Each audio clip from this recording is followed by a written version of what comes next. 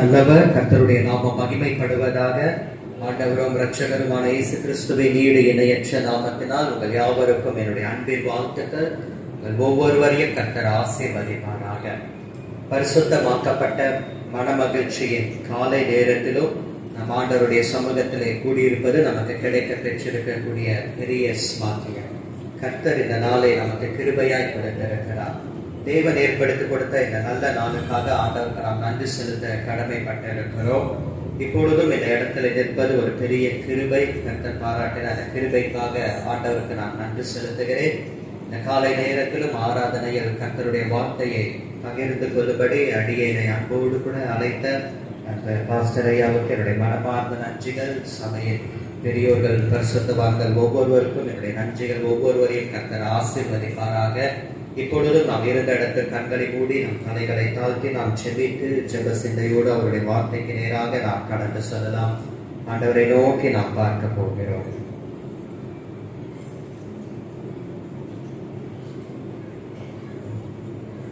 என்னிடத்தில் வாருங்கள், உங்கள் செவியை சாய்த்து கவனமாய் கேளுங்கள் என்று அவர் சொல்லியிருக்கிறார். நாம் அவரிடத்தில் வரப்போகிறோம். நம்முடைய செவியை சாய்த்து அவர் எனக்கு என்ன சொல்ல போகிறார் என்று நாம் கவனமாய் கேட்க போகிறோம். இன்றைக்கு நம்முடைய கவனம் சபைக்கு வெளியே அல்ல, நம்முடைய கவனம் முழுவதும் பலிபீடத்தின் மேல் இருக்கட்டும். நம்முடைய கவனம் நம்முடைய வீடுகள் மேலோ நம்முடைய சொந்த காரியங்கள் மேலோ இல்லை. நம்முடைய கவனம் எல்லாம் நம்முடைய கைகளில் இருக்கக்கூடிய வசனங்கள் மேல் இருப்பதாக முழு கவனமாய் நாம் அவரை நோக்கி பார்த்து அவர் எனக்கு என்ன சொல்லுகிறார் என்று நாம் கவனித்து கேட்க வேண்டும். நம்முடைய கவனம் அவர் மேல் இருப்பதாக. ஆகையால் தான் ஆண்டவர் ஒரு அழைப்பை கொடுக்கிறார். என்னிடத்தில் வாருங்கள், உங்கள் செவியை சாய்த்து கவனமாய் கேளுங்கள், கவனமாய் கேளுங்கள். பரிசுத்த பிதாவே, இந்த காலை நேரத்திலும் உடையத்தில் நாங்கள் வருகிறோம். எங்களோடு பேசுவீராக. என் கண்மலையும் என் மீட்பருமாகிய கர்த்தாவே, என் வாயின் வார்த்தைகளும் என் இருதயத்தின் தியானமும் உமது சமூகத்தில் பிரியமாய் இருப்பதாக. இயேசுவின் நாமத்தில் பிதாவே, ஆமென். வேதத்தை கையில் வைத்திருக்கிறவர்கள் என்னோடு கூட எடுத்துக் கொள்ளுங்கள். சகரியா தீர்க்கதரிசி புஸ்தகம் 9ஆம் அதிகாரம் 9ஆம் வசனம். சகரியா 9ஆம் அதிகாரம் 9ஆம் வசனம்.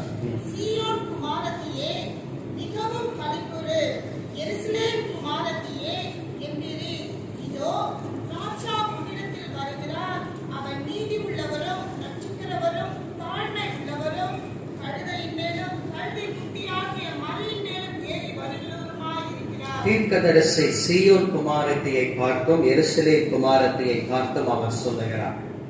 சீயோன் குமாரத்தியே, நீ கவலையாய் இருக்க வேண்டிய அவசியம் கிடையாது. நீ களி கூறு, அதுவும் மிகவும் களி கூறு என்று அவர் சொல்லுகிறார்.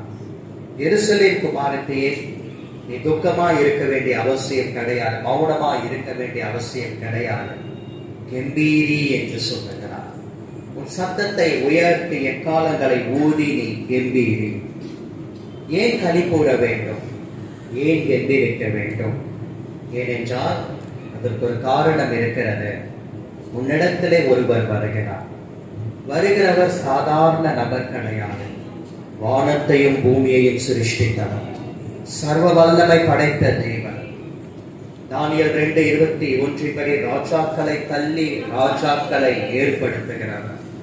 இன்றைக்கும் சிங்காசனத்தில் ராஜாதி ராஜாவாய் கர்த்தாதி கர்த்தாவாய் வீற்றிருக்கிறவர். உன்னிடத்தில் உன்னை தேடி வருகிறவர் ராஜாவாய் இருக்கிறார். உன்னுடைய ராஜா, உன் ராஜா உன்னிடத்தில் வருகிறார். இந்த ராஜாவுடைய கேரக்டர் என்ன, குணம் என்ன? ஒன்று, அவர் நீதி உள்ளவர். இரண்டாவதாக அவர் ரட்சிக்கிறவர். மூன்றாவதாக அவர் தாழ்மை உள்ளவர். எந்த ராஜாக்களுக்கும் இல்லாத ஒரு குணம் இந்த ராஜாவுக்குள்ளாக காணப்படுகிறது. உலகத்திலே எந்த தேசத்தின் ராஜாக்களுக்குள்ளாக இல்லாத ஒரு நல்ல குணங்கள் நம்முடைய ராஜாதி ராஜாவுக்குள்ளாக இருக்கிறது. இந்த ராஜாவுக்குள்ளாக ஒரு நீதி இருக்கிறது, ரட்சிக்கிற குணம் இருக்கிறது, எல்லாவற்றிற்கும் மேலாக ஒரு தாழ்மை இருக்கிறது. இந்த ராஜா நம்ம இடத்துல வரும்பொழுது எப்படி வருகிறாரா? அவர் கழுதையின் மேலும் கழுதை குட்டியாகிய மரியின் மேலும் ஏறி வருகிறவருமாய் இருக்கிறார் என்று சகரியா தீர்க்கதரிசி சொல்கிறார். பழைய ஏற்பாட்டிலே புதிய ஏற்பாட்டிலே 2 இடங்களிலும் கழுதைக்கு சில முக்கியத்துவம் கொடுக்கப்பட்டிருக்கிறது. இன்றைக்கு பாம் சண்டே, குருத்தோலை ஞாயிறு. ஆகையால இந்த நாளிலும் செய்தி தலைப்பு, மெசேஜ் டாபிக் கழுதை, ஜாங்கி ஆர் ஆஸ். இந்த நாளிலும் கழுதையை குறித்து தான் நாம் தியானிக்க போகிறோம்.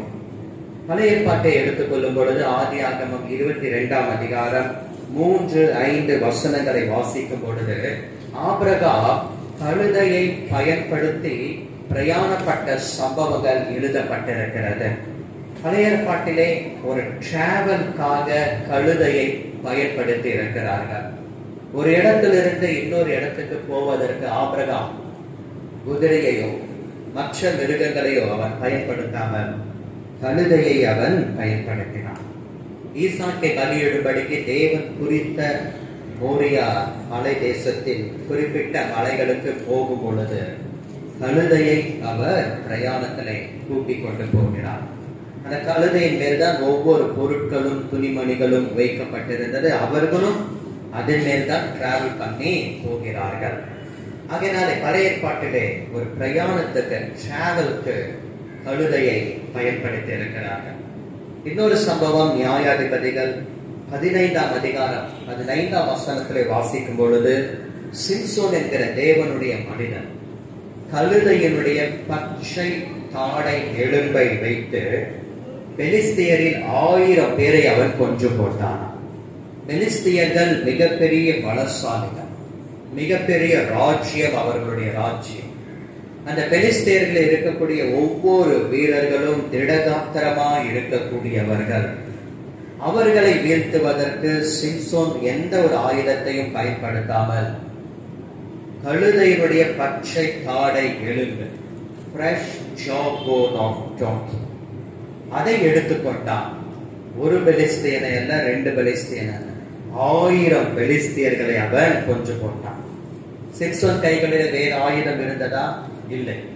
வெறும் கழுதையினுடைய பச்சை தாடை எலும்பை வைத்து 1000 பெலிஸ்தியர்களை கொன்று போட்டான். அடித்தான் என்றால அவர்கள் கதையே அந்த இடத்துல முடிந்து விட்டது. பெலிஸ்தியர்களுடைய 1000 பேருடைய வாழ்க்கை அந்த இடத்துல முடிந்து விடுகிறது. மாத்திரம் கிடையாது, பழைய ஏற்பாட்டிலே 1 சாமுவேலின் புஸ்தகம் 9ஆம் அதிகாரம் 3ஆம் வசனத்தை வாசிக்கும் பொழுது சவுலின் தகப்பனாகிய கீஸ் என்பவன் காணாமல் போன தன்னுடைய கழுதையை தேடி கண்டுபிடித்து வரும்படிக்கு தன்னுடைய சொந்த குமாரனையே அவர் அனுப்புகிறார். உடன் சில வேலைக்காரர்களையும் அவர் அனுப்புகிறார். எத்தனையோ கழுதைகள் கீசுக்கு இருந்தது. கொஞ்சம் கழுதைகள் தானே காணாமல் போனது, போகட்டும், விட்டுவிடவில்லை. அந்த கழுதைக்கு ஒரு முக்கியத்துவம் கொடுக்கப்பட்டு காணாமல் போன கழுதையை தேடும்படிக்கு வேலைக்காரர்களை அனுப்பவில்லை, தன்னுடைய சொந்த குமாரனையே அவர் அனுப்பினார். ஒரு சின்ன பொருள் காணாமல் போயிருந்தால் நம்முடைய வேலைக்காரர்களை அனுப்பி தேட சொல்லலாம்.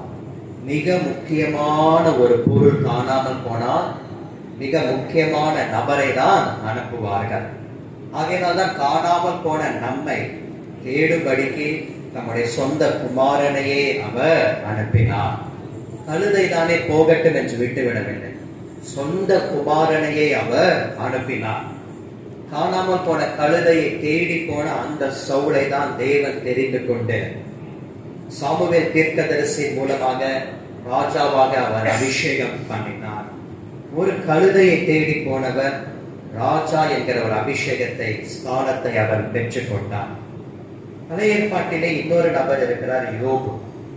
யோபுவுக்கு எத்தனை மிருக ஜீவன்கள் இருந்தது என்று 1 அதிகாரம் 3ஆம் வசனம், 1 அதிகாரம் 3ஆம் வசனத்திலே வாசிக்கும் பொழுது 7000 ஆடுகளும் 3000 ஒட்டகங்கள், 500 ஏர்மாடுகள், 500 கழுதைகள் இருந்தன.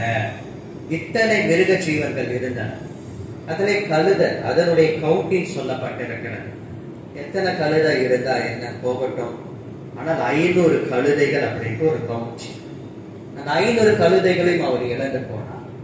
இழந்து போன பிற்பாடாக தேவன் அவரை 2 மடங்காய் ஆசீர்வதிக்கிறார். யோபு 42ஆம் அதிகாரம் 10-12 வசனங்களை வாசிக்கிறோம். அப்பொழுது 2 மடங்கு ஆசீர்வாதங்கள் வரும்பொழுது அந்த மிருக ஜீவன்களுடைய எண்ணிக்கையும் அந்த இடத்துல சொல்லப்படுகிறது. 1000 கழுதைகள் அவனுக்கு உண்டாகின. கழுதை தானே போனா போட்டோம், இதுக்கு எதுக்கு ஒரு கவுண்டிங் என்று வேதம் நினைக்கவில்லை. அந்த சாதாரண கழுதைக்கும் ஒரு கவுண்டிங் கொடுக்கப்படுகிறது. முன்பு 500 கழுதைகள் இருந்தன, இப்பொழுது 1000 கழுதைகள் இருக்கின்றன என்று சொல்லப்பட்டிருக்கிறது. சமாரியா என்கிற ஒரு பட்டணத்திலே கொடிய பஞ்சம் உண்டாயிற்று. அந்த பட்டணம் உண்டான நாள் முதல் கொண்டு அதுவரை இல்லாத ஒரு பஞ்சம் அந்த பட்டணத்திலே ஏற்பட்டது. எப்படி இன்றைக்கு காலகட்டத்திலே இலங்கை தேசத்திலே ஒரு பெரிய பஞ்சம் ஏற்பட்டிருக்கிறதோ, இலங்கை தேசத்துக்காக நாம் ஜெபிக்க வேண்டும். நாம் கேள்விப்படுவதெல்லாம் கொஞ்சம் தான். ஸ்ரீலங்காவில் இருக்கக்கூடிய என்னுடைய ஆர்கனைசர் நாளைக்கு சென்னைக்கு ஊழியத்திற்காக அவர் வருகிறார். அவரிடத்துல கேட்ட பொழுது அவர் சொன்ன காரியங்கள் எல்லாம் ஏதான மீடியாவிலே நாம் கேள்விப்படுவதெல்லாம் கொஞ்சம் மாத்திரம்தான். அதனால அந்த தேசத்திலே சாதாரண நாட்களிலேயே பிஃபோர் கோவிட் சிச்சுவேஷன் விலைவாசி எல்லாம் மிக மிக மிக மிக அதிகம். கோவிட் சிச்சுவேஷன்ல இன்னும் அதிகமாகி இப்ப பஞ்சத்தை காலத்துல மிக மிக அதிகமாகிவிட்டது. அதே போலதான் சமாரியாவிலே கொடிய பஞ்சம் உண்டாயிற்று. அப்பொழுது அந்த பஞ்ச காலத்திலே ஒரு கழுதையினுடைய தலை 80 வெள்ளிக்காசுக்கு விற்கப்பட்டது என்று 2 ராஜாக்கள் 6ஆம் அதிகாரம் 25ஆம் வசனத்திலே வாசிக்கிறோம். கழுதையினுடைய தலை அதுக்கு இவ்வளவு விலையா? 80 வெள்ளிக்காசு. கழுதை தலை தானே தூக்கி போட்டுலாம் கிடையவே கிடையாது. அதுக்கு ஒரு வேல்யூ இருந்தது அந்த நாட்களில். 80 வெள்ளிக்காசு என்று அதை கொடுத்து வாங்குவதற்கு கூட ஜனங்கள் கையிலே பணம் இல்லை. அவ்வளவு பஞ்சம் ஏற்பட்டது. எல்லாவற்றிற்கும் மேலாக பழைய ஏற்பாட்டிலே ஒரு மிருகம் பேசினது என்றால் அது கழுதை தான் பேசியிருக்கிறது. புறா பேசினதா இல்லை. பழைய ஏற்பாட்டிலே நோவாவுக்கு புறா ஒரு நல்ல செய்தியை கொண்டு வந்தது. ஒலிவ மரத்தினுடைய இலையை கொண்டு வந்தது. புதிய ஏற்பாட்டிலே இயேசுவானவர் ஞானஸ்நானம் எடுக்கும் பொழுது ஆவியானவர் புறாவை போல இறங்கி வந்தார். புறா பேசினதா இல்லை. சிங்கங்கள் தன்னை சேதப்படுத்தாதபடிக்கு தேவன் தம்முடைய தூதனை அனுப்பி அவைகளின் வாய்களை கட்டி போட்டார் என்று தானியேல் சொன்னாரே, அந்த சிங்கங்கள் பேசினதா இல்லை. ஒரு கழுதை பேசினது. அதுவும் யார் இடத்திலே? தீர்க்கதரிசியின் இடத்திலே பேசுகிறதா. என்னாகமத்தின் புஸ்தகம் 22ஆம் அதிகாரம் 23, 25, 27 3 வசனங்களிலே நாம் வாசிக்கும் பொழுது இன்னும் 28ஆம் வசனங்கள் 30ஆம் வசனம் சொல்ல போனால் 23 30 வசனங்கள் வரைக்கும் கழுதை பேசுகிறது. கழுதையினுடைய வாயை ஆண்டவர் திறந்தார். மாத்திரமல்ல, கழுதையின் மூலமாக ஒரு தீர்க்கதரிசிக்கு புத்தி சொல்லுகிறார், ஆலோசனை சொல்லுகிறார். ஒரு தீர்க்கதரிசி தவறான வழியிலே போகிறார், கழுதையை கொண்டு ஆண்டவர் திருத்துகிறார். இன்னொரு காரியம் சொல்ல வேண்டுமானால், தீர்க்கதரிசியினுடைய கண்கள் கூட மூடப்பட்டிருந்தது. தேவ தூதனை பார்க்க முடியவில்லை. கழுதையினுடைய கண்களையும் ஆண்டவர் திறந்தார். தூதனை கழுதை கண்டது. போக முடியல. டிராவல் அடுத்த ஸ்டெப் எடுத்து வைக்க முடியல. அப்படியே நின்று விட்டது. தீர்க்கதரிசி பார்க்காத தூதனை கழுதையினுடைய கண்கள் கண்டது. தீர்க்கதரிசிக்கு புத்தி சொல்லும்படி கழுதையினுடைய வாயை ஆண்டவர் திறந்தார். கழுதை பேசினதான். கழுதை பேசினது. அதுவும் அந்த தீர்க்கதரிசியினுடைய ஓன் லாங்குவேஜ்ல அவர் புரிந்து கொள்ளுகிற விதத்திலே பேசி இருக்கிறது. அதுதான் பாயிண்ட். அது அதனுடைய பாஷையில பேசல, அவனுடைய பாஷையில பேசினார். அவன் புரிந்து கொள்ளுகிற விதத்திலே புத்தி சொன்னது அவனுடைய ஓன் லாங்குவேஜ்ல பேசினார். இப்படி பிரியமானவர்களே, பழைய ஏற்பாட்டிலே கழுதைக்கு எவ்வளவு முக்கியத்துவம் கொடுக்கப்பட்டிருக்கிறது. யாரையாவது திட்டணும் அப்படின்னா சொல்லுவோம், உருப்படாத கழுதை அப்படின்னு சொல்லிட்டு. ஆனா அந்த கழுதையை தான் ஆண்டவர் பழைய ஏற்பாட்டிலே எவ்வளவாய் பயன்படுத்தி இருக்கிறார். தெலுங்குல சொல்லுவாங்க காடிதான் ஈஸி. தெலுங்கு தெரியுமா யாருக்காரீங்க? మీకు తెలుసా? మంచి. அப்போ தெலுங்குல திட்டுவாங்க காடிதான் ஈஸி. அப்போ உருப்படாத ஒரு கழுதை, அந்த கழுதையை கொண்டு ஆண்டவர் பழைய ஏற்பாட்டில் எப்படியெல்லாம் பயன்படுத்தினார். அது ஓல்ட் டெஸ்ட்மெண்டோட முடிந்து விடவில்லை, நியூ டெஸ்ட்மெண்ட்லயும் ஆண்டவர் கண்டினியூ பண்றார். புதிய ஏற்பாட்டிலும் ஆண்டவர் பயன்படுத்துகிறார் கழுதையை. எருசலேமுக்குள்ளாக போவதற்கு தேவன் எத்தனையோ மிருக ஜீவன்களை பயன்படுத்தியிருக்கலாம், நடந்து போயிருக்கலாம், வேறு வழியை கையாண்டிருக்கலாம். ஆனால் கழுதையை தெரிந்து கொண்டார். அந்த தீர்க்க தரிசனம் பழைய ஏற்பாட்டிலே சகரியா என்கிற ஒருவர் மூலமாக ஏற்கனவே சொல்லப்பட்டாயிற்று. கழுதையின் மேலும் கழுதை குட்டியாகிய மரியின் மேலும் ஏறி வருகிறவராக இருக்கிறார். பிரியமானவர்களே, இன்றைக்கு இந்த கழுதையின் மூலமாக கர்த்தர் நம்மோடு பேச போகிறார். ஆண்டவர் சாதாரண கழுதையின் மூலமாக நமக்கு என்ன சொல்ல விரும்புகிறார், அதைதான் இன்றைக்கு நாம் தியானிக்க போகிறோம். ஏறத்தாழ ஒரு 6 காரியங்கள் இருக்கிறது. 6 points are there. ஆனா நம்ம டைம் மைண்ட்ல வச்சுக்கிட்டு ஒரு 3 காரியங்கள் இல்லை என்றால் ஒரு 4 காரியங்களை மாத்திரம் நாம் தியானிக்க போகிறோம். 6 பாயிண்ட்ஸும் பேசணும் அப்படின்னா இன்னொரு நெக்ஸ்ட் 1 hour ஆகும். நான் பேசின இந்த டைம் போக நெக்ஸ்ட் இன்னொரு 1 hour ஆகும். ஆகையினால நான் உங்களை சோதனைக்குட்படுத்தாதபடிக்கு சரியான டைம்ல நம்ம மெசேஜை முடிச்சிருக்கோம். ஆகையினாலே ஒரு 3 அல்லது 4 காரியங்களை நாம் தியானிக்க ஆண்டவர் நமக்கு கிருபை செய்வாராக. ஃபர்ஸ்ட் பாயிண்ட், நியூ டெஸ்டமென்ட்க்கு வரலாம். மத்தேயு எழுதின சுவிசேஷம் 21ஆம் அதிகாரம் முதல் 3 வசனங்களை நாம் எடுத்து வைத்துக் கொள்வோம். மத்தேயு எழுதின சுவிசேஷம் 21ஆம் அதிகாரம் முதல் 3 வசனங்கள் வாசிக்கலாம்.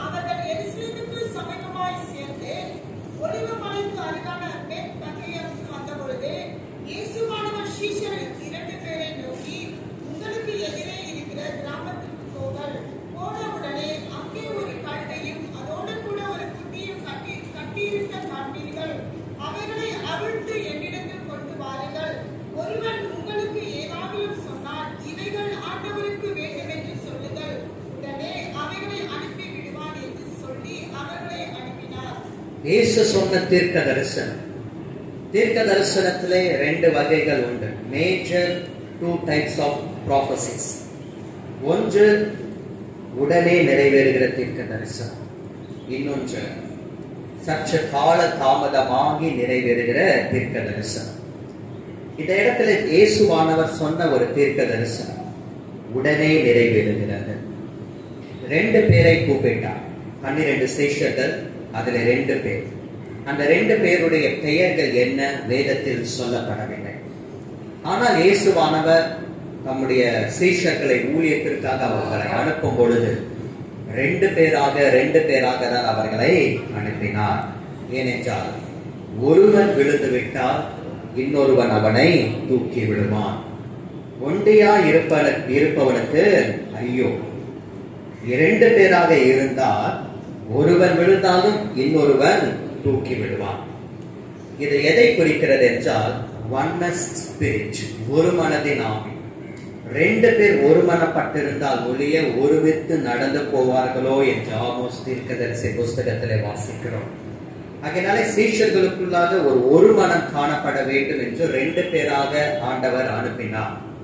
இந்த 2 பேரை சொல்லுகிறார், எதிரில் ஒரு கிராமம் இருக்கிறதே, அந்த கிராமத்துக்கு போங்க.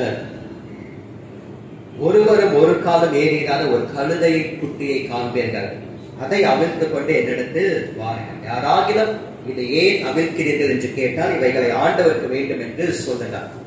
அப்படியே சீஷர்கள் போனார்கள். அவர்கள் இயேசு சொன்னது போலவே கண்டார்கள். அவைகளை அவிழ்த்து கொண்டு வந்தார்கள்.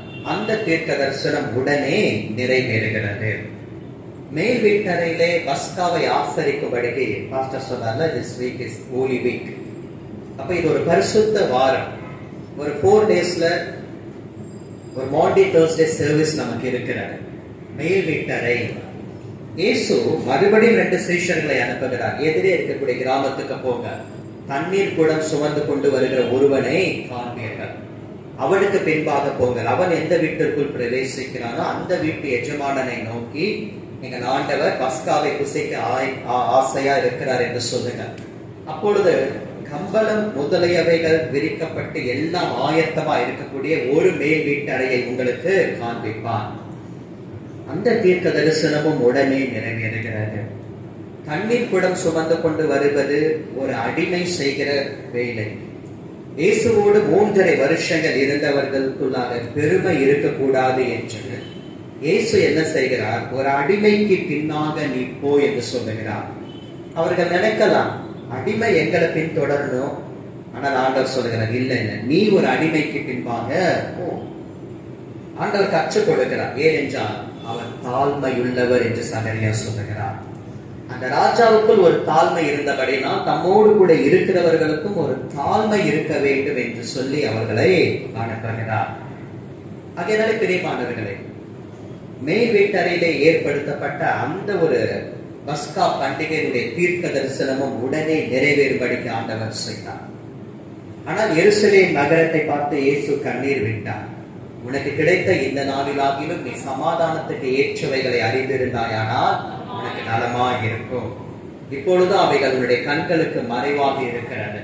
உன்னை சந்திக்கும் காலத்தை நீ அறியாமல் போனபடினாலே உன்னில் ஒரு கல்லின் மேல் ஒரு கல் இராதபடிக்கு எல்லாம் இடிக்கப்பட்டு போகும் நாட்கள் வரும் என்று கண்ணீரோடு சொன்ன தீர்க்க தரிசனம். எருசலேமை சுற்றிலும் கர்த்தர் 3.5 வருஷங்கள் ஊழியம் செய்தார். எருசலேமை சுற்றிலும் இருந்த கிராமங்கள், கடற்கரைகள், ஆலயங்கள் என்று ஊழியம் செய்தார். ஆனால் அந்த எருசலேம் அவரை ஏற்றுக்கொள்ளவில்லை. எருசலேம் நகரத்தார் அவரை ஏற்றுக்கொள்ளவில்லை, புறக்கணித்தார்கள். ஆகையினாலே கண்ணீரோடு ஆண்டவர் சொன்னார். அந்த தீர்க்க தரிசனம் உடனே நிறைவேறினதா? இல்லை. 70 வருஷங்கள் கழித்து அந்த தீர்க்க தரிசனம் நிறைவேறுகிறது. 70 வருஷம் கழித்து ரோம அரசன் தீத்து ராயன் என்பவர் எருசலேமுக்கு விரோதமாக யுத்தம் பண்ணும்படிக்கு வந்தார். எருசலேம் தேவாலயத்தை இடித்து போட்டார். ஒரு கல்லின் மேல் ஒரு கல் இராதபடிக்கு எல்லாம் இடிக்கப்பட்டு போனது. ஆகையினால் தான் முன்பே சொன்னேன், சில தீர்க்க தரிசனங்கள் உடனே நிறைவேறும், சில தீர்க்க தரிசனங்கள் கால தாமதமாகும். ஆனால் தீர்க்க தரிசனங்களை அற்பமா எண்ணாதிருங்கள், அவைகள் நிச்சயமாகவே நிறைவேறும். சரி, இந்த இடத்துல இயேசு ஒரு கழுதையை கொண்டு வரும்படி சொல்லுகிறார். இந்த கழுதை எப்படிப்பட்ட கழுதை? முதலாவதாக ஃபர்ஸ்ட் பாயிண்ட், இந்த கழுதை அவரால் தெரிந்து கொள்ளப்பட்ட ஒரு கழுதை. இந்த கழுதை அவரால் தெரிந்து கொள்ளப்பட்ட ஒரு கழுதை. யாராகிலும் இந்த கழுதையை தெரிந்து கொண்டார்களா? யாருமே கழுதையை தெரிந்து கொள்ளவே இல்லை. ஒரே ஒருவர் தெரிந்து கொண்டார். பழைய ஏற்பாட்டிலும் அவர் தெரிந்து கொண்டார், புதிய ஏற்பாட்டிலும் அவர் தெரிந்து கொண்டார். இந்த கழுதை எப்படிப்பட்ட கழுதை? அவரால் தெரிந்து கொள்ளப்பட்ட ஒரு கழுதை. பிரியமானவர்களே, நமக்கும் சேர்த்து இன்றைக்கு ஆண்டவர் பேசுகிறார். நாம் அவரால் தெரிந்து கொள்ளப்பட்டவர்களாய் இருக்கிறோம். நாம் அவரை தெரிந்து கொள்ளவில்லை, அவர் நம்மை தெரிந்து கொண்டார். சிலரை தாயின் வயிற்றிலே உருவாகும் பொழுது கர்த்தர் தெரிந்து கொள்ளுகிறார். எரேமியா தீர்க்கதரிசியை பார்த்து கர்த்தர் அதைதான் சொன்னார். எரேமியா தீர்க்கதரிசி புஸ்தகம் 1ஆம் அதிகாரம் 4 முதல் 10 வசனங்கள் வரைக்கும் வாசிக்கும் பொழுது எரேமியாவே, நான் உன்னை தாயின் வயிற்றிலே உருவாகும் முன்னே உன்னை பரிசுத்த பண்ணி உன்னை நான் ஜாதிகளுக்கு தீர்க்கதரிசியாக கட்டளையிட்டேன். அப்பொழுதே கர்த்தர் தெரிந்து கொண்டார். தாவீது சொல்லுகிறார், என்னுடைய எலும்புகள் எல்லாம் உருவாவதற்கு முன்பாகவே அவைகளை அவருடைய கண்கள் கண்டது, அவைகள் அவருடைய புஸ்தகத்திலே எழுதப்பட்டிருக்கிறது. தாவீதையும் கர்த்தர் தாயின் கர்ப்பத்திலே உருவாவதற்கு முன்பாகவே தெரிந்து கொண்டார். சிலரை உலக தோற்றத்திற்கு முன்பாகவே கர்த்தர் தெரிந்து கொள்ளுகிறார். ஏன்? உலக தோற்றத்திற்கு முன்பாகவே அடிக்கப்பட்ட ஆட்டுக்குட்டியானவராய் அவர் இருக்கிறபடியினாலே உலக தோற்றத்துக்கு முன்பாகவே நம்மை தெரிந்து கொள்ளுகிறாரா? உலகம் உருவாவதற்கு முன்பாகவே தேவன் நம்மை தெரிந்து கொள்ளுகிறார். சிலர் பிறப்பதற்கு முன்பாகவே தேவனால் தெரிந்து கொள்ளப்படுகிறார்கள். எது எப்படியோ, நீங்கள் உலக தோற்றத்துக்கு முன்பாகவோ தாயின் கருவிலே உருவாவதற்கு முன்பாகவோ எது எப்படியோ, ஒரு காரியம் நிச்சயம், தேவன் உங்களை தெரிந்தெடுத்திருக்கிறார். நாம் கர்த்தரால் தெரிந்து கொள்ளப்பட்டவர்கள் என்பதை மறந்து போகக்கூடாது. 1 கொரிந்தியரின் புஸ்தகம் 1ஆம் அதிகாரம் 27 மற்றும் 28 இந்த 2 வசனங்கள் சொல்கிறது. தேவனால் தெரிந்து கொள்ளப்பட்டவர்கள் பிரதானமாய் 3 பேர் இருக்கிறார்கள். யார் அவர்கள்? வாசிக்க. பைத்தியமானவைகளை தெரிந்து கொண்டார், பலவீனமானவைகளை தெரிந்து கொண்டார்,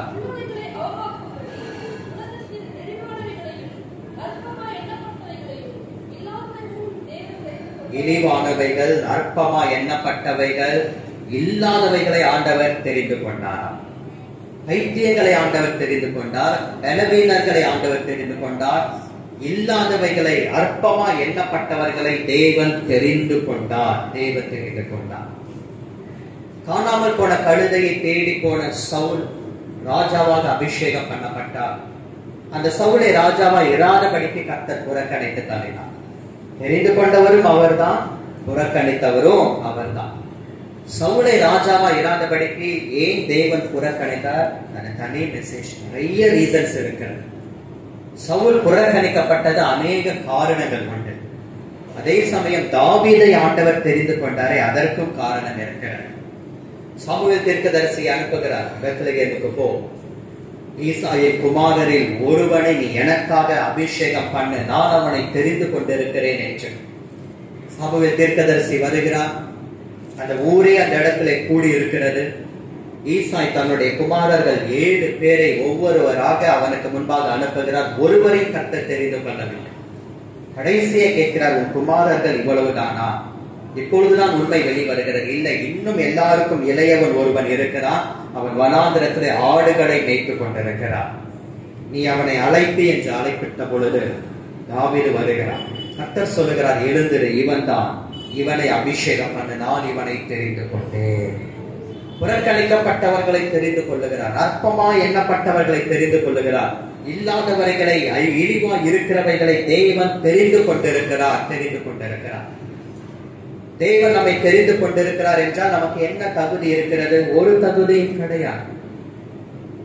நம்முடைய அழகை பார்த்து, நம்முடைய அந்தஸ்தை பார்த்து, ஆஸ்திகளை பார்த்து, நம்முடைய ஃபேமிலி பேக்ரவுண்டை பார்த்து, நம்முடைய ஜெனரேஷனை பார்த்து, நம்முடைய பேருக்கு பின்பாக இருக்கக்கூடிய டிகிரியை பார்த்தோ, பேருக்கு முன்பாக இருக்கக்கூடிய ஆனரரி பட்டங்களை பார்த்தோ, எதை பார்த்தும் தேவன் நம்மை தெரிந்து கொள்ளவில்லை. அவருடைய தீர்மானத்தின்படி தெரிந்து கொண்டிருக்கிறார். நாம் தெரிந்து கொள்ளப்பட்டது அவருடைய தீர்மானத்தின்படி. இதே கோட்டூர் பகுதியில் எத்தனையோ பேர் இருக்கிறார்கள், இதே சென்னை பட்டணத்தில் எத்தனையோ பேர் இருக்கிறார்கள். அவர்களின் நடுவிலே கர்த்தர் உங்களை தெரிந்து கொண்டிருக்கிறார். உங்களை தெரிந்து கொண்டதிலே தேவன் ஒரு நோக்கத்தை அவர் வைத்திருக்கிறார். இந்த சபை தேவனால் தெரிந்து கொள்ளப்பட்ட சபை. சபையிலே கர்த்தரை இணைத்திருக்கிற நீங்கள் தேவனால் தெரிந்து கொள்ளப்பட்டவர்கள். கோலியாத்தை வீழ்த்தும்படி அதே தாவீது போகும் பொழுது ஆற்றங்கரையில் எத்தனையோ கூழாங்கற்கள் இருந்தது. ஆனால் தாவீது 5 கூழாங்கற்களை தெரிந்து கொண்டான். எத்தனையோ கூழாங்கல், அதில் 5ஐ தெரிந்து கொண்டான். தெரிந்து கொள்ளப்பட்ட கூழாங்கற்கள் அந்த 5. ஏசாயா 9:6 படி அவருடைய 5 நாமங்களுக்கு அடையாளம். அதிசயமானவர், ஆலோசனை கர்த்தர், வல்லமையுள்ள தேவன், நித்திய பிதா, சமாதான பிரபு. தெரிந்து கொள்ளப்பட்ட கூழாங்கல், தெரிந்து கொள்ளப்பட்ட தாவீது, தெரிந்து கொள்ளப்பட்ட ராஜரீக சந்ததிகளாகவும் ஆசாரிய கூட்டமாகவும் கர்த்தர் உங்களை அவர் வைத்திருக்கிறார். நீங்கள் எல்லாரும் தெரிந்து கொள்ளப்பட்டவர்கள். இந்த கழுதையை போல தெரிந்து கொள்ளப்பட்டவர்கள். தெரிந்து கொள்ளப்பட்டவர்கள். ரிச்சர்ட் உம்பராட் இந்த தேவனுடைய மனிதன் கம்யூனிஸ்ட் தேசங்களிலே கர்த்தருக்கென்று பல பல பாடுகளின் நடுவிலே ஊழியம் செய்து கர்த்தருடைய நாமத்தை மகிமைப்படுத்தி கர்த்தருடைய சித்தத்தை நிறைவேற்றின ஒரு தெய்வம். அவர் எப்படி தெரிந்து கொள்ளப்பட்டார்? ஒரு முறை ஒரு குறிப்பிட்ட மலை பிரதேசத்துக்கு அவர் போனார். அவருக்கே தெரியவில்லை ஏன் அந்த இடத்துக்கு போனோம் என்று. அங்க போன பொழுதோ சூரியன் அஸ்தமித்து விட்டது. இரவு நேரம். தங்குவதற்கு ஒரு வீடு இருந்தது. அந்த வீட்டை போய் விசாரித்தார், அணுகினார். அந்த வீட்டிலே ஒரு மனிதன் இருந்தான். அந்த மனிதர் ரிச்சர்ட் உம்பராட்டை அன்போடு கூட தன்னுடைய வீட்டிலே ஏற்றுக்கொண்டார்.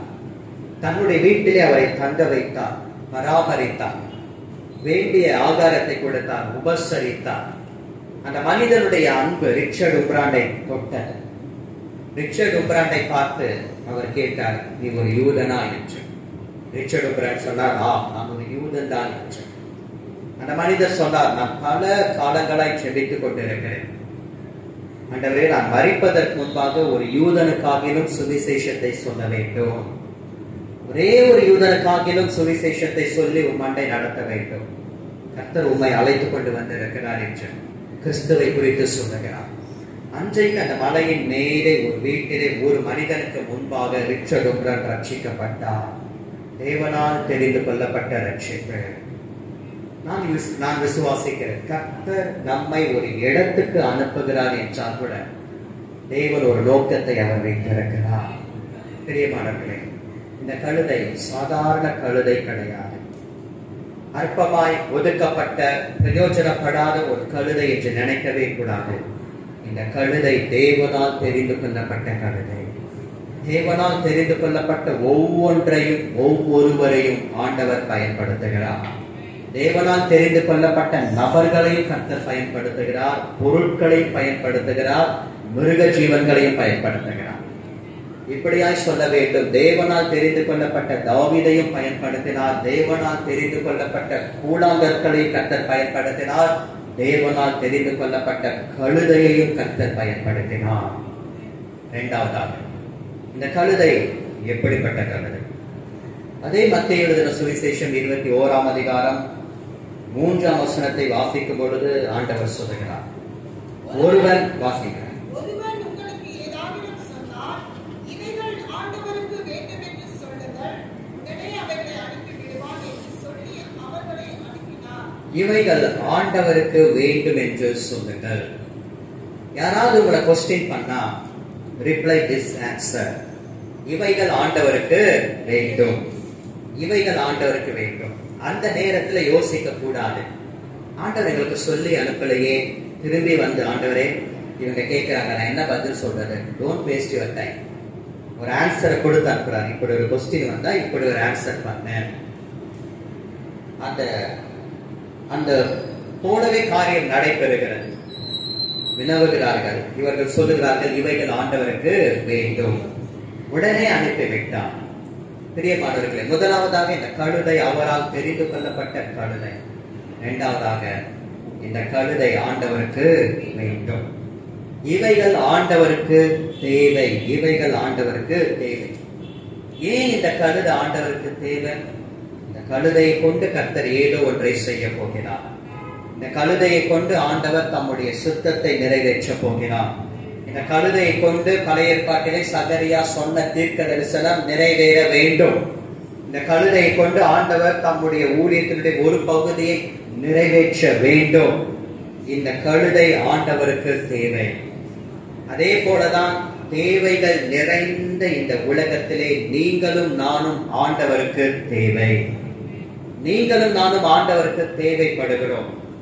நமக்கு பல தேவைகள் இருக்கிறது. பல தேவைகளின் நடுவிலே நாம் ஓடிக்கொண்டிருக்கிறோம். பல தேவைகள் இருக்கிறது. இந்த தேவைகளின் நடுவிலே இருக்கிற நமக்கு ஆண்டவர் சொல்லுகிறார், நீ எனக்கு தேவை என்று. நீங்கள் ஆண்டவருக்கு தேவை. உங்கள் பிள்ளைகள் ஆண்டவருக்கு தேவை. உங்கள் சந்ததி ஆண்டவருக்கு தேவை. உங்கள் குடும்பம் ஆண்டவருக்கு தேவைப்படுகிறது. எல்லாவற்றிற்கும் மேலாக நீங்கள் ஆண்டவருக்கு தேவைப்படுகிறீர்கள். ஏன் நான் ஆண்டவருக்கு தேவை? ஏனென்றால் அவருடைய ராஜ்யம் கட்டப்பட வேண்டும், அவருடைய சித்தம் நிறைவேற்றப்பட வேண்டும், அவருடைய ஊழியம் இன்னும் விஸ்தாரம் அடைய வேண்டும். ஆண்டவர் எதிர்பார்க்கிறார், நீ எனக்கு தேவை என்று. நீ எனக்கு தேவை. பேதுரு ஆண்டவருக்கு தேவை. ஆகையினால் தான் மறுதலித்தாலும் தேடி போனார். நீ எனக்கு தேவை பேதுருவே. உன்னை கொண்டுதான் பெந்தகோஸ்தே என்னும் நாளிலே முதல் பிரசங்கத்தை நான் செய்ய வேண்டும். உன்னை கொண்டுதான் உன் பிரசங்கத்தின் மூலமாக 3000 பேர் ரட்சிக்கப்பட வேண்டும். உன்னை கொண்டுதான் முதல் அற்புதத்தை ஜெப ஆலயத்திலே 9ஆம் மணி நேரத்திலே செய்ய வேண்டும். நீ எனக்கு தேவை. தேவைப்பட்டபடினால் தான் ஆண்டவர் மறுபடியும் பேதுருவை தேடி போனார். தேவைப்பட்டபடியினால் தான் யோனாவை மறுபடியும் ஆண்டவர் பிடித்தார். மீனின் வயிற்றிலை அவனை 3 நாள் வைத்தார், கரையிலே கக்கும்படிக்கு செய்தார். யோனா தேவையில்லை என்று ஆண்டவர் நினைக்கவில்லை. யோனா தேவை. யோனாவை கொண்டுதான் நினிவே பட்டணம் அசைக்கப்பட வேண்டும். என்னை கேட்டால் நான் சொல்லுவேன், பழைய ஏற்பாட்டிலே மிகப்பெரிய பிரசங்கி யோனா தான். ஏனென்றால் நினிவே பட்டணம் மிக விஸ்தாரமான ஒரு தேசம். 4 full days travel பண்ணாத அந்த whole country ரீச் பண்ண முடியும். ஆனால் 4 days travel பண்ண 1 day travel, ஒரே நாள் பிரயாணம் பண்ணினான். ஒரே பிரசங்கத்தை தான் செய்தான். வலது கைக்கும் இடது கைக்கும் வித்தியாசம் அறியாத 120,000 ஜனங்கள் மனம் திரும்பினார்கள். ராஜாக்கள் முதற்கொண்டு மிருக ஜீவன்கள் வரை. மிருக ஜீவன்கள் என்றால் கழுதையும் அதிலே அடங்கிவிடும். ஒரே பிரசங்கம் 120,000 பேர் மனம் திரும்பினார்கள். ஒரே பிரசங்கம் 3,000 பேர் மனம் திரும்பினார்கள். ரிச்சர்ட் உம்ராண்டனை குறித்து நான் சொன்னேன் அல்லவா? ரிச்சர்ட் உம்ராண்ட் என்கிற தேவனுடைய மனிதர் தன்னுடைய புஸ்தகத்தில் அவர் எழுதியிருக்கிறார். அன்றைக்கு பெந்தகோஸ்தே நாளிலே ஒரு பிரசங்கத்தின் மூலம் 3,000 பேர் ரட்சிக்கப்பட்டார்கள். ஆனால் பரிதாபம், இன்றைக்கு நாம் 3,000 பிரசங்கங்களை செய்கிறோம், ஒருவர் கூட ரட்சிக்கப்படவில்லையே என்று கன்னத்திலே அறைந்தது போல இருக்கிறது. ஒரு பிரசங்கம் 3,000 பேரை ரட்சித்தது, ஆனால் 3,000 பிரசங்கம் ஒருவரை கூட ரட்சிக்கவில்லையே. பிரசங்கத்தின் மேலும் பிரசங்கிக்கிறவர்களின் மேலும் இருக்கக்கூடிய தவறுகள் சரி செய்து கொள்ள வேண்டும். அந்த யோனா வேண்டும், அந்த பேதுரு வேண்டும். ஆண்டவர் தேடி போனார். மோசே என்கிற தேவனுடைய மனிதன் தன்னுடைய மாமனாகிய எத்திரோவின் நாடுகளை மேய்த்துக் கொண்டு ஓரேல் என்கிற தேவனுடைய பர்வதம் வரைக்கும் அவர் வந்தார். அந்த இடத்துக்கு வரும்பொழுது ஒரு முச்செடி எரிந்து வெந்து போகாமல் இருக்கிறது. மோசே அதை பார்த்தவுடனே அவருக்கு ஒரு ஆச்சரியம், எப்படி இந்த முச்செடி எரிந்தும் வெந்து போகவில்லை? பொதுவாக ஒரு முச்செடியினுடைய குணம் இயற்கையாகவே தேவனுடைய சிருஷ்டிப்பின்படி எப்படி முச்செடியின் மேலே நெருப்பப்பட்டால் அது வெந்து போய்விடும். ஆனால் இந்த முச்செடி எரிந்து வெந்து போகவே இல்லை. இது ஒரு அற்புத காட்சி. இதை நான் பார்க்கும்படி கிட்டே வருகிறேன் என்று சொல்லி மோசே கிட்டே வருகிறார். சில சமயம் இந்த உலகத்துக்கு கர்த்தர் நம்மை முச்செடிகளாக வைப்பார். எவ்வளவுதான் எரிந்தாலும் நாம் வெந்து போவது கிடையவே கிடையாது. இந்த முச்செடி நடுவில் இருந்து தேவன் உலகத்துக்கு பேச வேண்டியவைகளை பேசிக் கொண்டிருப்பார். மோசைக்களை ஆண்டவர் இழுத்து கொண்டு வருவார். வருகிறவர்கள் மோசைக்களாக தான் வருவார்கள். ஆனால் அதற்கு அடுத்ததாக தேவன் அவர்களை தலைவனாக, மீட்பனாக, தீர்க்கதரிசிகளாக ஆண்டவர் மாற்றுவார். எங்கு தொடப்படுகிறார்கள்? இந்த முச்செடியின் நடுவில் இருந்து. இந்த முச்செடியின் நடுவில் இருந்து தேவன் பேசுகிறார் மோசைக்கு. இந்த அற்புத காட்சியை பார்க்கும்படி கிட்டே வருகிறேன். அடுப்பின் அடியிலே கிடந்தாலும் அலங்கரிக்கப்பட்ட புறாக்களின் சிறகுகளைப் போலதான் இருக்கிறார்கள். அக்னியிலே நடந்தாலும் வெந்து போவது கிடையாது. அக்னி ஜுவாலை நம் பேரில் பற்றாமல் இருக்கும். இது வெந்து போவது கிடையவே கிடையாது. இது நடுவில் இருந்து கர்த்தர் பேசிக்கொண்டே இருப்பார். மோசைக்கள் வந்து கொண்டே இருப்பார்கள். கர்த்தர் சொன்னார், நீ நிற்கிற இடம் பரிசுத்த பூமி, கால்களில் இருக்கக்கூடிய பாதரட்சை கலச்சி போடு. பழைய ஏற்பாட்டிலே செத்து போன மிருகங்களை தோள்களை வைத்து பாதரட்சைகளை செய்வார்கள். அது தீட்டுள்ள எதுவும் தேவனுடைய சமூகத்துக்குள்ளாக பிரவேசிக்க கூடாது.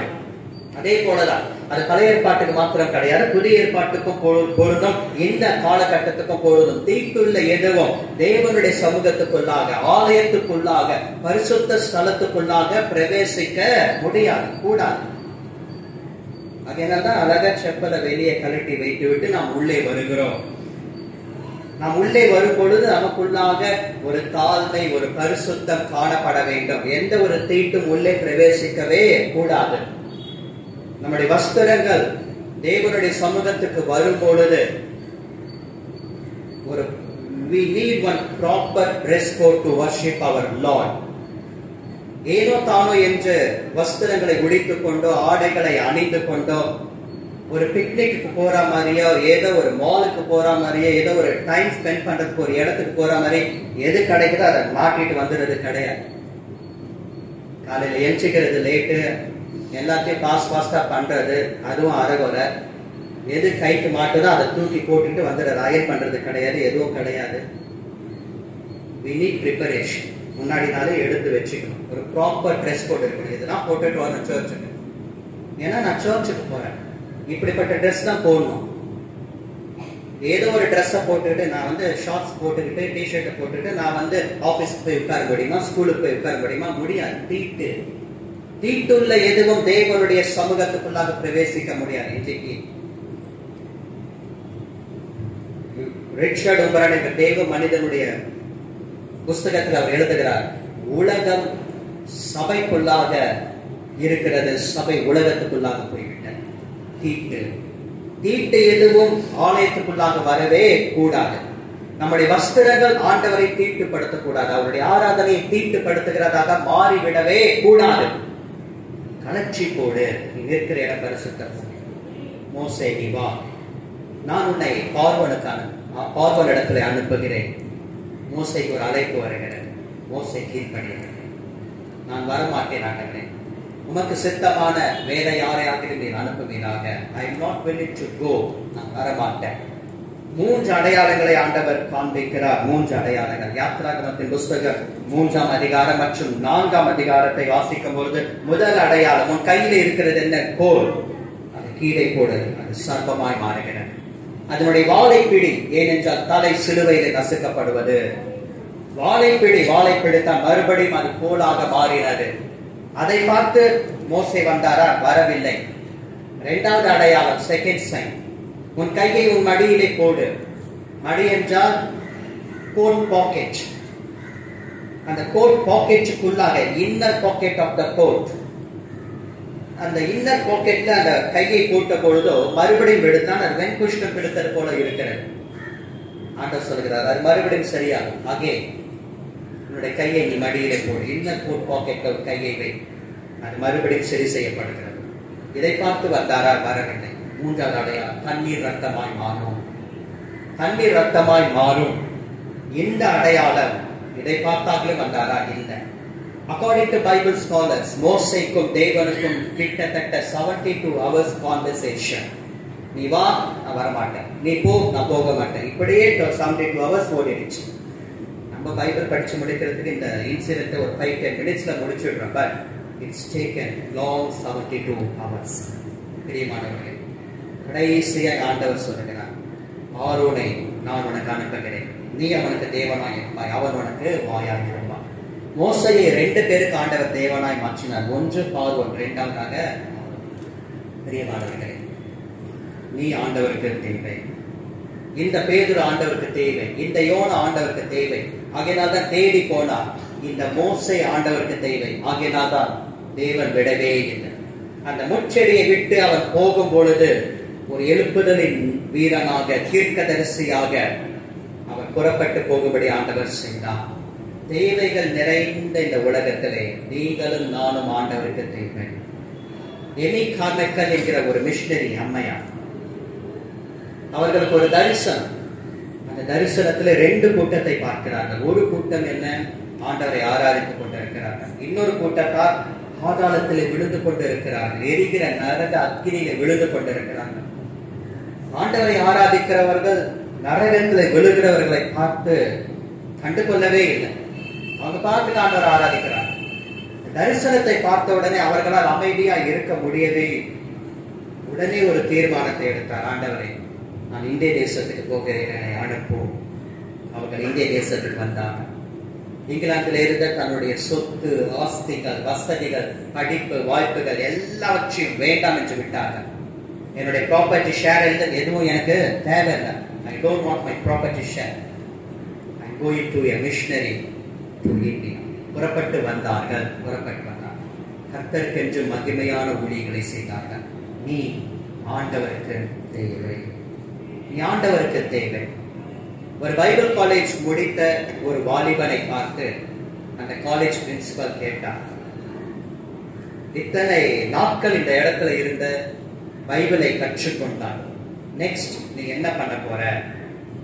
அவன், நான் அடுத்த ஹையர் கோர்ஸ் பண்ண போறேன்னு சொல்லல. நெக்ஸ்ட் ஒரு மாஸ்டர் டிகிரி, இல்லைன்னா டாக்டரேட், PhD எதுவும் சொல்லல. அவன் தாழ்மையாய் சொன்னான், நான் வெளியே போய் ஆண்டவருக்காக ஊழியம் செய்ய போகிறேன். சரி, எங்கு நின்று ஊழியம் செய்ய போகிறான்? அவன் தன்னுடைய தரிசனத்தை ஒரே ஒரு வார்த்தையிலே சொன்னான், நரகத்தின் வாசலிலே இருந்து கர்த்தரை அறியாமல் அதில் விழுந்து கொண்டிருக்கிறவர்களுக்கு நான் சுவிசேஷத்தை சொல்ல வேண்டும். அவர்களை அந்த இடத்திலிருந்து அவர்கள் விழுவதற்கு முன்பாகவே நான் அவர்களை திசை திருப்பி விட வேண்டும். நீ ஆண்டவருக்கு தேவை. இந்த கழுதை ஆண்டவருக்கு தேவை. நீங்கள் ஆண்டவருக்கு தேவை. ஆண்டவரே என்னை ஆசீர்வதியும் என்று நாம் கேட்கிறோம். தவறு கிடையாது, கர்த்தர் ஆசீர்வதிக்கிறார். ஆனால் அந்த ஆசீர்வாதம் ஆண்டவருக்கு தேவை. ஒரு சொந்த வீட்டை தாங்க ஆண்டவரை ஜெபிக்கிறோம், தவறு கிடையாது. ஆனால் அந்த சொந்த வீடு ஆண்டவருக்கு தேவை, அவருடைய ஊழியத்திற்கு தேவை. ஒரு வெஹிக்கிள் ஃபெசிலிட்டி கேட்கிற ஆண்டவர் கட்ட, ஒரு 2 வீலரோ 4 வீலரோ கேட்கிற ஆண்டவர் கொடுக்கிறார், தவறு கிடையாது. We are using that for our own purpose. அதே சமயம் அந்த வெஹிக்கிள் ஆண்டவருக்கு தேவை. லூக்கா 5ஆம் அதிகாரம் 1 முதல் 11 வசனங்கள் அழகான ஒரு சப்ஜெக்ட்.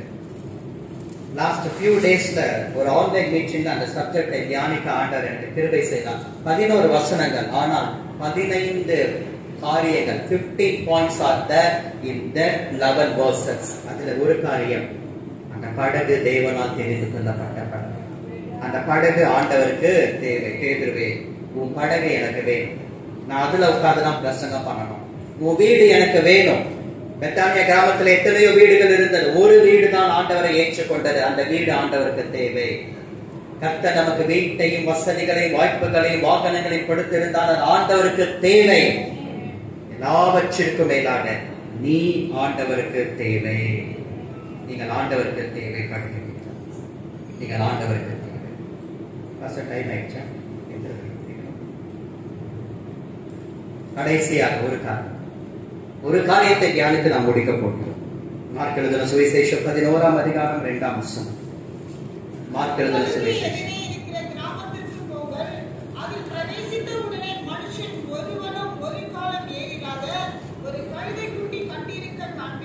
ஒருவரும் ஒரு காலும் ஏறி இராத ஒரு கழுதை குட்டி.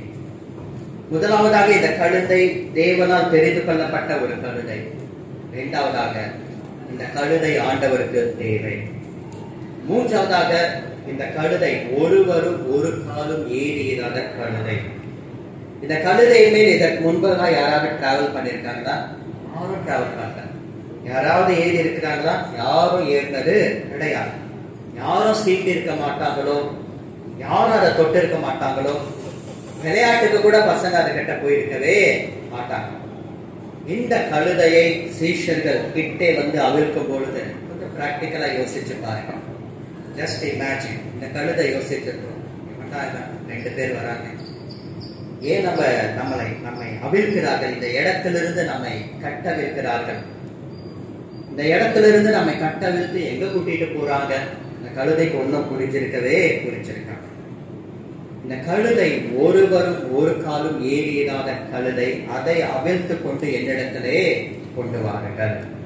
ஒருவரும் ஒரு காலும் ஏறியதாத கழுதை, ஒருவரும் ஒரு காலம். இதுல முதலாக ஏறினது என் ஆண்டவராகிய இயேசு கிறிஸ்து. இதுல முதலாக டிராவல் பண்ணது என் ஆண்டவராகிய இயேசு கிறிஸ்து. அந்த கழுதை யாரும் ஏறாம, யாரும் சீட்டாம அது பாட்டுக்கு அங்கங்க சுத்தி இருக்கலாம், இல்லைன்னா கட்டப்பட்ட இடத்திலேயே இருந்திருக்கலாம். ஆனா ஒரு கிராமத்துல இருந்து ஒரு எருசலேமுக்குள்ளாக அந்த கழுதை பிரவேசிக்கிறது. பேசிக் கொண்டிருக்கும் பொழுது ஒரு புது பாயிண்ட் என் மைண்ட்ல வருது. நான் இப்படியா சொல்லுகிறேன், ஒரு சின்ன கிராமத்துல இருந்து ஒரு பெரிய சிட்டிக்குள்ள, ஒரு small village, from one small village to major city, ஒரு சின்ன கிராமத்துல இருந்து எருசலேம் என்கிற மிகப்பெரிய நகரத்துக்குள்ளாக இந்த கழுதை வருது. அதனுடைய லைஃப் ஸ்டைலே மாறிடுச்சு. ஒரு கிராமத்துல இருந்து ஒரு எருசலேம் என்கிற மகா பெரிய ஒரு பட்டணத்துக்குள்ளாக ஆண்டவர் அதை கூட்டிக் கொண்டு வந்துட்டார். ஒரு சின்ன இடத்துல இருந்து ஒரு பெரிய இடத்துக்கு ஆண்டவர் அதை கூட்டிக் கொண்டு வந்து விட்டார். சரி, இந்த பாயிண்ட விட்டுடுவோம். ப்ராப்பரா மெசேஜோட பாயிண்ட், ஒருவரும் ஒரு காலும் ஏறியதாத கழுதை குட்டி. ஒரு ஊழியக்காரர் ஒரு ஆக்ட்ரஸை மீட் பண்ணார், அவர்களுக்கு சுவிசேஷத்தை சொன்னார். அந்த அம்மா அமைதியா கேட்டாங்க, கேட்டுட்டு கடைசியா சொன்னாங்க, மாஸ்டர் நீங்க சொல்றது எல்லாமே ரைட், ஐ அக்ரி, பட் இந்த டைம் நான் நிறைய சம்பாதிக்கிற டைம், எனக்கு இப்பதான் நிறைய பேர் புகழ் இருக்கிறது, இந்த டைமை நான் யூஸ் பண்ணிக்கிறோம், இந்த ஏஜை நான் கிராஸ் பண்ணிட்டேன் அப்படின்னா எனக்கு வர வேண்டிய வாய்ப்புகள் குறைந்து விடும். அப்ப இது நான் நிறைய டிராவல் பண்ண வேண்டிய டைம், நிறைய சம்பாதிக்க வேண்டிய டைம், நிறைய நடிக்க வேண்டிய ஒரு டைம். நிறைய பேர் பணம் புகழ் இந்த சீசன்ல தான் நான் சம்பாதிக்க முடியும் நீங்க சொல்ற ஆண்டவரை ஒரு 10-15 இயர்ஸ் கழிச்சு நான் ஏத்துக்கிறேன், அப்புறமா நான் யோசிக்கிறேன், இப்போ நான் ஆண்டவருக்கு இத என்னோட இடத்தை கொடுக்க முடியாது. அந்த பாஸ்டர் காஃபி கொண்டு வந்து கொடுக்கப்பட்டது அவருக்கு, குடித்தான். பாதி கப் குடிச்சுட்டு முன்னாடி இருக்கக்கூடிய டீ பாயில வைத்திருந்தான். அம்மாவை பார்த்து சொன்னாங்க, இல்ல பாதி கப் இருக்கு காஃபில, காஃபி இதை வேஸ்ட் பண்ண வேணாம், இந்த ஆஃப் கப் காஃபியை நீங்க குடிச்சிருங்க அப்படின்னு சொல்லிட்டு அம்மாவுக்கு கோவம் வந்துடுச்சு. பெரிய அவமானம் அப்படின்னு நினைச்சிட்டாங்க. எவ்வளவு உங்களுக்கு தைரியம் இருந்தா நீங்க குடிச்ச அந்த ஒரு எச்சில் காஃபியா என்ன குடிக்க சொல்லுவீங்க நீங்க அப்படின்ட்டு கோவப்பட்டாங்க. அப்ப அவர் அமைதியா சொன்னார், மகளே, ஆண்டவர் அப்படிதான், நீ எல்லாவற்றையும் முடித்த பிற்பாடாக கடைசியா இருக்கக்கூடிய மிச்ச மீதியை ஆண்டவருக்கு தருகிறேன் என்று நீ சொன்னால் அவர் எப்படி ஏற்றுக்கொள்வார்? சொல்லிட்டு அமைதியா எழுச்சி வெளியே போயிட்டார். எல்லாம் போகட்டும், கடைசியா இருக்கக்கூடிய மிச்சம் மீதி, அது வயதானாலும் சரி, பொருளானாலும் சரி, விடமைகள் ஆனாலும் சரி, எதுவானாலும் சரி, கடைசியா இருக்கக்கூடிய மிச்சம் மீதி நாட்களை, கடைசியா இருக்கக்கூடிய வயதான நாட்களை, கடைசியா இருக்கக்கூடிய கொஞ்சம் சொற்பமான பணத்தையோ பொருளையோ ஆண்டவருக்கு கொடுக்கிறேன் கிடையாது. டாக்டர் ஜான் சாலமன் இப்படியா சொல்வார்,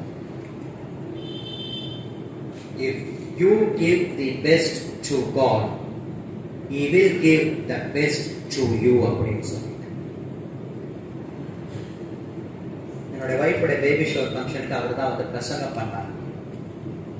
இது வரைக்கும் இந்த சர்ச்சுக்கு நான் என் ஃபேமிலியை கூட்டிட்டு வந்ததில்லை, நான் கூட்டிட்டு வந்திருக்கிறேன் ஃபர்ஸ்ட் டைம். அவர் பிரசங்கம் பண்ணும்போது அதான் சொல்லுவான், if you give the best to God, He will give the best to you. நீங்கள் ஆண்டவருக்கு சிறந்ததை கொடுக்கும் பொழுது ஆண்டவர் உங்களுக்கு சிறந்ததை கொடுப்பார். இந்த கழுதை சிறந்ததை பெற்றுக் கொண்டிருக்கும் என்று நான் நம்புகிறேன். அது வேற பாயிண்ட். ஆனால் ஒருவரும் ஒரு காலம் ஏறுகிறார்கள். First to God. மத்தேயு 6:33 அதுதான் சொல்லுகிறது, முதலாவது தேவனுடைய ராஜ்யம், அவருடைய நீதி, அதை தேடுங்கள், அப்பொழுது இவைகள் எல்லாம் உங்களுக்கு கூட கொடுக்கப்படும், உங்களுக்கு கூட கொடுக்கப்படும். வேடிக்கையான ஒரு கதை சொல்லிவிட்டு நான் முடிக்கிறேன். 2 கழுதை பேசிக் கொண்டதான். அதுல ஒரு கழுதை சொல்றது, இந்த ஜனங்கள்லாம் நன்றி கேட்டவங்க. அடுத்த கழுதை கேட்டது, ஏன் அப்படி சொல்ற? இல்ல, நேற்றுக்கு தான் எனக்கு வந்து வஸ்திரத்தை விரிச்சாங்க, என் மேலேயும் வஸ்திரத்தை விரிச்சாங்க, எவ்வளவு கனம் மரியாதை கொடுத்தாங்க, நன்றி கேட்டவங்க இருக்கேன், சீண்ட கூட இல்லை, திரும்பி கூட பார்க்கல. அடுத்த கழுதை சொல்லிச்சாங்க, ஏன் உனக்கு வஸ்திரம் விரிச்சாங்க, ஏன் உன் மேல வஸ்திரத்தை போட்டாங்க? ஆண்டவரை நீ சுமந்ததால உனக்கு அந்த கனம் கிடைச்சது, நீ இறக்கி விட்டுட்ட எல்லாமே. அதனால இன்றைக்கு நான் கேட்டு செய்யும், இறக்கி விடுவதற்காக அல்ல, சுமந்து கொண்டே இருப்பதற்காக. பவுல் சொல்லுகிறார், அவருடைய மரணத்தை எப்பொழுதும் எங்கள் சரீரத்திலே சுமந்து அலைந்து திரிந்து கொண்டிருக்கிறோம். பவுலனுடைய ஊழியத்தில் ஒரு பெரிய ரிவைவல், மனமாற்றம் ஜனங்களுக்குள்ள ஏற்பட்டதற்கு காரணம் என்ன? கிறிஸ்துவனுடைய மரணத்தை தன்னுடைய சரீரத்திலே சுமந்து திரிந்து கொண்டார், அலைந்து திரிந்தார். கழுதை 3 காரியங்கள். 1, தேவனால் தெரிந்து கொள்ளப்பட்ட கழுதை. இந்த கழுதை ஆண்டவருக்கு தேவை. 3வதாக, ஒருவரும் ஒரு காலும் ஏறிராத கழுதை. ஜெபிக்கலாமா? கண்களை மூடுவோம். ஆண்டவரை நோக்கி நாம் பார்க்க போறோம். சீயோன் குமாரத்தியே கலிக்கூறு, எருசலேம் குமாரத்தியே கம்பீரே, இதோ ஒரு ராஜா உன்னிடத்தில் வருகிறார். அவர் நீதி உள்ளவர், ரட்சிக்கிறவர், தாழ்மை உள்ளவர், கழுதையின் மேலும் கழுதை குட்டியாகிய மரிய மேலும் ஏறி வருகிறவராக இருக்கிறார். ஒன்றை தெரிந்து கொள்ளுங்கள், தேவனால் தெரிந்து கொள்ளப்பட்டவர்கள். உங்கள் குடும்பம் தேவனால் தெரிந்து கொள்ளப்பட்ட குடும்பம். உங்கள் சபை தேவனால் தெரிந்து கொள்ளப்பட்ட சபை. நீங்கள் செய்கிற ஊழியம் தேவனால் தெரிந்து கொள்ளப்பட்ட ஊழியம். உங்களுடைய குடும்பம் தேவனால் தெரிந்து கொள்ளப்பட்ட குடும்பம். உங்கள் பிள்ளைகள் தேவனால் தெரிந்து கொள்ளப்பட்ட பிள்ளைகள். இந்த கழுதை அவரால் தெரிந்து கொள்ளப்பட்ட கழுதை. இவைகள் ஆண்டவருக்கு தேவை. இன்றைக்கு கர்த்தர் உனக்கு ஒரு அழைப்பை கொடுக்கிறார். இந்த சபைக்கு இன்றைக்கு காலை நேரத்திலே பாம் சண்டே சர்வீஸ்க்கு வந்திருக்கக்கூடிய என் அன்பு சகோதரனே சகோதரியே, நீங்கள் யாராக இருந்தாலும் எந்த இடத்தில் இருந்தாலும், you have one divine calling. Remember, உனக்கு ஒரு உன்னதமான அழைப்பு இருக்கிறது. உன்னுடைய அழைப்பை மறந்து விட்டாயா? உன்னுடைய தெரிந்து கொள்ளுதலை நீ மறந்து விட்டாயா? Today God is speaking with you. God is remembering your chosen. God is remembering again to you that you need to Him. நீ அவருக்கு தேவை என்பதை ஆண்டவர் மறுபடியும் நினைப்பூட்டுகிறார். அழைப்பை விட்டு ஓடிவிடாதே, தரிசனத்தை விட்டு ஓடிவிடாதே, சபை வேண்டாம் என்று சபையை விட்டு ஓடிவிடாதே, ஊழியம் வேண்டாம் என்று ஓடிவிடாதே. எத்தனையோ ஜனங்கள் நரகத்துக்கு நேராக ஓடிக்கொண்டிருக்கிறார்கள், விழுந்து கொண்டிருக்கிறார்கள். ஒரு பக்கம் சுவிசேஷம் வேகமாய் சொல்லப்படுகிறது, இன்னொரு பக்கம் பிசாசானவன் வேகமாய் ஜனங்களை தன்னுடைய அக்கினி கடலுக்குள்ளாய் இழுத்துக் கொண்டிருக்கிறான். This is not a time to be silent. நீ அமைதியா இருக்கக்கூடிய காலம் இது கிடையாது. நீ ஆண்டவருக்கு தேவை. தேவைகள் நிறைந்த இந்த உலகத்தில் நீ ஆண்டவருக்கு தேவை. ஒரு மனுஷனை தேடினேன், ஒருவனையும் காணோம், ஒருவனாகிலும் இல்லையா? பிறப்பில நிற்க நீ ஆண்டவருக்கு தேவை. இஸ்ரவேல் ஜனங்களை விடுவிக்க நீ ஆண்டவருக்கு தேவை. I strongly believe today God is speaking with you and God is remembering your calling and your chosen. நீ ஆண்டவருக்கு தேவைப்படுகிறார்.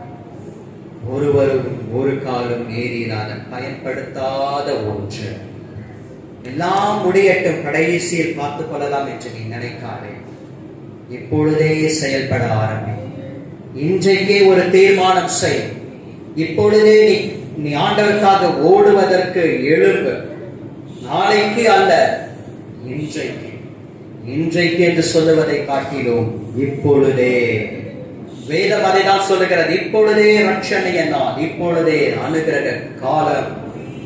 Not tomorrow, not even today, but now. இந்த நிமிஷம், இந்த நிமிஷம். சாதாரண கழுதை என்று நாம் நினைத்துக் கொண்டிருக்கிறோம். ஒன்றுக்கும் உதவாத கழுதை என்று நாம் அப்படியே பேஜ திருப்பிக்கிறோம். இந்த கழுதையை கொண்டு கர்த்தர் இன்றைக்கு சபையை உன்னோடு கூட பேசியிருக்கிறார். இந்த கழுதையின் மூலமாக ஆண்டவர் உன்னோடு கூட பேசியிருக்கிறார். கழுதையின் மூலமாக, கழுதையின் மூலம். தகப்பனே, உம்முடைய வார்த்தைகளுக்காக ஸ்தோத்திரம். நீ பேசினே, அதற்காக நன்றி. நாங்கள் கீழ்ப்படுகிறோம், நாங்கள் கீழ்ப்படுகிறோம். எல்லா மகிமையும் உமக்கு செலுத்துகிறோம். அப்பிரயோஜனமான ஊழியக்காரர், துதி கனம் மகிமை உமக்கு. நீ பெருகவும் நாங்கள் சிறுகவும் வேண்டும். இயேசுவின் நாமத்தில் பிதாவே, ஆமென். Thank you. God bless you. தேவதாசனை கொண்டு கதை பேசியிருக்கிறதான வார்த்தைக்காக நன்றி சொல்லி நாம் அதை நோக்கி பார்த்து ஜெபிக்கலாம். கழுதை ஆண்டவருக்கு தேவை, தெரிந்து கொள்ளப்பட்ட கழுதை. ஒருவரும் ஒரு காலம் எதிரானதானே கழுதை என்று சொல்லி வேதம் சொல்கிறதானே வார்த்தை குறித்து நாம் அறிந்திருக்கிறோம். அது ஆண்டவரை சுமந்ததினாலே அதற்கு ஒரு கனம், மேன்மை, அதற்கு ஒரு ஆசீர்வாதம் கொடுக்கப்பட்டது என்று இதன் திட்டமாய் சொல்கிறதானே வார்த்தை இந்த நாளிலே நாம் தியானித்துக்கிறோம். இந்த வாரத்திலும் பிறந்த நாளை காணவிருக்கிறேன், திருமண நாளை காணவிருக்கிற அன்பு தெய்வ பிள்ளைகளை நண்பராக இயேசுவின் நாமத்தை திருச்சபை சார்பாக வாரத்தினை எடுத்து சொல்லியிருக்குமாறு அன்பை இந்த வாரத்தில் பிறந்த நாளை காலத்திலே திருமண காணவிருக்கிற அன்பு தெய்வ பிள்ளைகளை நண்பராக இயேசுவின் நாமத்திலே திருச்சபை சார்பாக வார்த்தை நம்ம நோக்கி பார்த்து ஜெபிக்கலாம். பரிசுத்த ஆவியானவர் நம்மோடு பேசுறதான வார்த்தைக்காக நன்றி சொல்லி நம்ம எல்லா கர்த்தரை ஸ்தோத்திரம் பண்ணுவோம். கர்த்தரை நாமத்திற்கு மகிமையா கர்த்தரை பவனி ஆதரிக்க காசுலாம் ஸ்தோத்திரம் பண்ணுவோம். கர்த்தரை கிறிஸ்தவ பிறகு வந்ததற்காக ஸ்தோத்திரம் பண்ணுவோம். கேட்ட வார்த்தைக்காக கர்த்தருக்கு ஸ்தோத்திரம் பண்ணுவோம். ஸ்தோத்திரம் ஸ்தோத்திரம் ஸ்தோத்திரம் ஸ்தோத்திரம் ஸ்தோத்திரம்.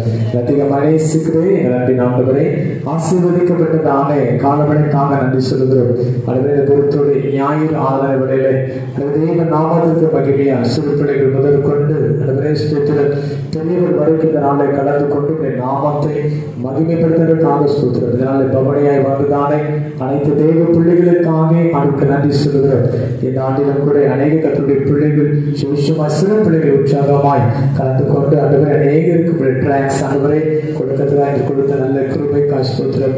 நாளில பாடின அன்பு தேவ பிள்ளைகளுக்காக ஒரு சுவிசேஷத்தை அறிவித்த கர்த்தருடைய பிள்ளைகளுக்காக நாட்கள் பலவீனத்தையும் பாராமல் கடந்து வந்த அனைத்து தேவ பிள்ளைகளுக்காக ஆண்டவருக்கு நன்றி சொல்லுகிறோம். கர்த்தருக்கு ஏற்ற நன்மைகளை கர்த்தர் நாளிலே தந்திரத்தில் அதற்காக ஸ்தோத்திரம். கர்த்தர் அனைத்து தேவ பிள்ளைகள் குடும்பமாய் ஆசீர்வதிக்க சொல்லிக்கிறோம். ஆண்டவரை அவனமாய் இன்றைக்கு இப்படி ஆராதனைகளை கலந்து கொண்டு அனைவரையும் துதிக்கவும் ஆராதிக்கவும் விசேஷமான வார்த்தை கேட்கும்படியாய் வைத்த நல்ல கிருபைக்காக நன்றி சொல்லுகிறோம். கல்வியை கொண்டு ஆண்டவரை நேரில் கற்றுக் கொடுத்திருக்கிறதான வார்த்தைக்கு நன்றி சொல்லுகிறோம். பழைய ஏற்பாட்டிலும் புதிய ஏற்பாட்டிலும் அனைவரும் விசேஷமானவைகளாய் இருப்பதற்காக ஸ்தோத்திரம் தகப்பனே. இந்த நாளிலே கூட ஆண்டவரை ஸ்தோத்தரிக்கிறோம். ஆண்டவரே நாளிலே நாங்கள் ஆண்டவரே ஸ்தோத்திரம் தகப்பனே. ஆண்டவருக்கு தேவைப்படுகிறவர்களாய் இருக்கிறோம், தெரிந்து கொள்ளப்பட்டவர்களாய் இருக்கிறோம். ஆண்டவரே ஸ்தோத்திரங்கள் வாழ்க்கை உலக பிரகாரமாய் பாவத்துக்கும் சிற்றின்பத்திற்கும் இடம் கொடுத்து பின்பு கொடுக்கிற ஒரு வாழ்க்கை அல்ல. ஆண்டவரே நாங்கள் சுகமாய் பலனாய் ஆண்டவரே இருக்கும் போதே எங்கள் சரீரத்தின் மேல் ஆத்துமாவையும் ஆண்டவரே கர்த்தருக்கென்று அர்ப்பணிக்கிற ஒரு வாழ்வுக்குள்ளே நிச்சயத்துக்குள்ளே திருமணத்துக்குள்ளே கடந்து வரத்தக்கதாய் பேசியிருக்கிறதற்காக ஸ்தோத்திரம். என்னை பரிசுத்தப்படுத்தி ஆண்டவரை நம் உலகத்திற்கும் ஆண்டவரை கர்த்தருக்கும் ஓடுகிற வாழ்க்கை இருக்கும் என்று சொன்னார். இந்த நாட்களில் கர்த்தருடைய சமூகத்தில் அர்ப்பணிக்கத்தக்கதான இருதயங்களை கர்த்தர் கொடுக்கபடி தேவ கரத்தில் ஒப்பு கொடுத்து நாங்கள் செபிக்கிறோம். இந்த வாரம் முழுவதும் எல்லா பரிசுத்த வார குழுவின் ஆராதனைகளில் கர்த்தர் ஆசீர்வதிக்கும்படி தேவ சமூகத்திலே ஒப்பு கொடுத்து நாங்கள் செபிக்கிறோம். தகப்பனே தொடர்ந்து ஆண்டவரை சொல்ல இந்த வாரத்திலே திருநாளை காண இருக்கிறேன். திருநாளை காண்கிற அன்பு தேவ பிள்ளைகளை பிதாகுமார பரிசுத்த ஆவியின் நாமத்திலே திருச்சபையை சேர்ந்து நாங்கள் வாழ்த்துகிறோம், ஆசீர்வதிக்கிறோம். கர்த்தருடைய நன்மை கரமானவரை அன்பு தேவ பிள்ளைகளோடு கூட இருந்து பாதுகாத்தபடியாய் இயேசு கிறிஸ்துவின் மாறாத நாமத்தில் செபிக்கிறோம் நல்ல பிதாவே, ஆமென். சரி சொல்லுவோம். என் ஆத்துமாவே கர்த்தரை ஸ்தோத்திரி, என் முழு உள்ளமே அவருடைய பரிசுத்த நாமத்தை ஸ்தோத்திரி. என் ஆத்துமாவே கர்த்தரை ஸ்தோத்திரி, அவர் செய்த சகல உபகாரங்களையும் மறவாதே. ஆமென். நம்முடைய கர்த்தராகிய இயேசு கிறிஸ்துவின் கிருபையும் பிதாவாகிய தெய்வத்தின் அன்பும் பரிசுத்த ஆவியுடைய ஐக்கியம் சமாதானம் வழிநடத்தலும் சகல ஆசீர்வாதங்கள் கர்த்தருடைய யாரும் கேட்ட வார்த்தைகளும் இந்த வாழ்க்கையில் கதனால கணக்கு திரும்ப நடக்கிற அன்பு தெய்வ பிள்ளைகளோடு லைத்திலிருந்து காப்பதாகவே. ஆமென். அல்லேலூயா தோரை மகிமை, உங்க அல்லேலூயா தோரை மகிமை,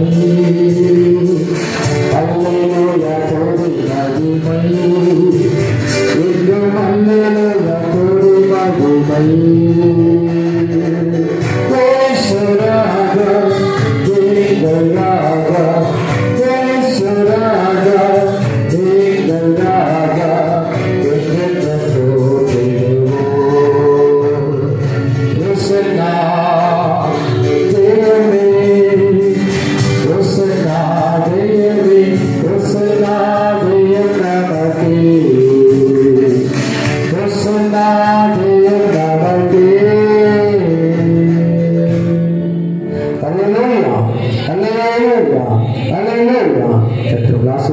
வாழ்த்து செல்லுமாறு உங்களை அன்பாகிறேன். சமாதானத்தோடு